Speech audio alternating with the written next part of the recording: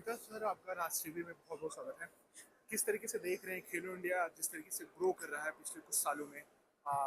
जो इम्पॉसिबल था आज देख रहे हैं कि हम ले में भी आइस स्केटिंग करा रहे हैं। ओवरऑल किस तरीके से आप देख रहे हैं? सबसे पहले तो मैं बहुत बहुत बधाई देना चाहूँगा, अभिनंदन करना चाहूँगा यूटी लद्दाख का, जो होस्ट हैं इस सिक्स्थ खेलो इंडिया विंटर गेम्स के। अभिनंदन करना चाहूँगा स्पोर्ट्स अथॉरिटी ऑफ इंडिया का, जिन्होंने पुनः ये आयोजन किया।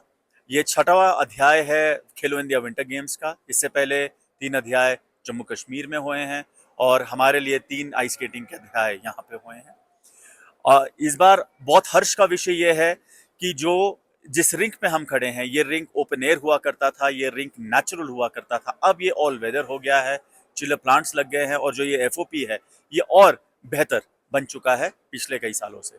सो कहीं ना कहीं ये एक मील का पत्थर साबित होगा हमारे टैलेंट को प्रमोट करने के लिए, हमारे यहाँ लद्दाख के बच्चों को प्रमोट करने के लिए। और हम अब इसको as a training facility, as a training ground for high altitude extreme conditions के लिए हम इसको कहीं ना कहीं यूज करने की कोशिश करेंगे। सर, आइस हॉकी के आप प्रेसिडेंट हैं, तो ओवरऑल किस तरीके से आप देख रहे हैं कि ओलंपिक लेवल पे जिस तरीके से होना चाहिए, अब हम कहीं ना कहीं पीछे हैं ग्राउंड से लेके हर चीज स्केटिंग, तो आप किस तरीके से देख रहे हैं और कितना काम अभी बाकी है? जी, मैं पहले आपको करेक्ट करना चाहूँगा, मैं आइस स्केटिंग का एसोसिएशन का प्रेसिडेंट हूँ और बिल्कुल आइस स्केटिंग और आइस हॉकी सेम एफओपी पे होता है, तो कहीं ना कहीं आप जायज़ भी हैं ये कहने के लिए, क्योंकि जो ये रिंक है जिसमें हम खड़े हैं ये 30 मीटर्स बाय 60 मीटर्स का रिंक होता है और ये एक ओलंपिक साइज एफओपी है जो जिसमें आइस हॉकी भी खेली जाती है और शॉर्ट ट्रैक स्पीड स्केटिंग और फिगर स्केटिंग की जाती है। तो जब आपका जो क्वेश्चन है रिगार्डिंग हमारा डेवलपमेंट, ये कहीं ना कहीं हमें मानना होगा जी कि विंटर स्पोर्ट्स एक उभरता हुआ जो है हमारे लिए सिचुएशन है।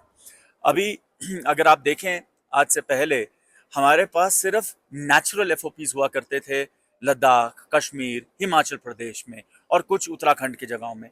जो फ्रोजन लेक्स थी, हम उन फ्रोजन लेक्स पे प्रैक्टिस करते थे, वहीं पर ही कॉम्पिटिशन्स कराया करते थे। अब हमारे पास रिंक्स हैं, देहरादून में एक ओलंपिक साइज रिंक बहुत अच्छा है, ये लद्दाख का अब ऑल वेदर हो गया है और एक ओलंपिक साइज रिंक नई दिल्ली में भी बन रहा है। तो ये कहीं ना कहीं अब बहुत बूस्ट देगा आई स्पोर्ट्स को।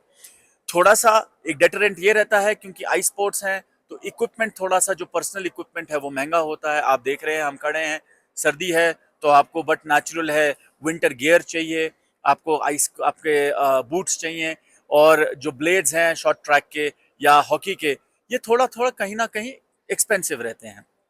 ये गैप जो है अब ये कहीं ना कहीं कम होता जा रहा है और हम ये देख रहे हैं कि बहुत ज्यादा जिज्ञासा आई स्पोर्ट्स को लेकर के अब हमारे देश में बढ़ रही है और वो दिन दूर नहीं कि हम कहीं ना कहीं एक अच्छे पायदान पे जरूर उभरेंगे।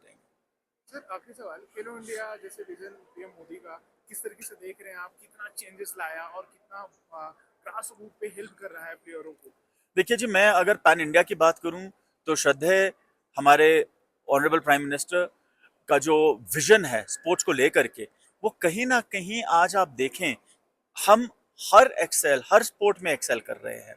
ग्रास रूट लेवल से लेकर के जो हमारे तालुका लेवल तक पे जो ग्राउंड्स हैं, जो स्टेडियम्स हैं, उनमें कोई ना कोई एक्टिवेशन चल रही है जो पहले नहीं इतनी ज्यादा देखी जाती थी।